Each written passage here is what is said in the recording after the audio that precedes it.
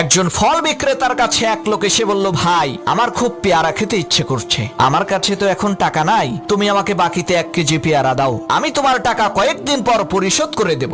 সেই ফল বিক্রেতা লোকটিকে বাকিতে 1 কেজি পেয়ারা দিয়ে দিল। সেই লোক আবার এসে বলল, ভাই এই যে পেয়ারাগুলো যে নিলাম এগুলো কি মিষ্টি হবে? সেই ফল বিক্রেতা বলল, এগুলো আমার গাছের পেয়ারা, অবশ্যই মিষ্টি হবে, তবে আপনার যদি বিশ্বাস না হয় তাহলে খেয়ে দেখেন। সেই লোকটি বলল, ভাই আমি তো রোজা রেখেছি, আমি খেতে পারবো না। ফল বিক্রেতা বলল, আরে ভাই বলেন কি, রমজান মাস আসতে তো আরো 2 দিন বাকি আছে, এখন আবার কিসের রোজা রেখেছেন? সেই লোকটি বলল, আরে ভাই বললেন না, গত বছরের কয়েকটা রোজা বাকি ছিল, সেই রোজাগুলো আদায় করছি।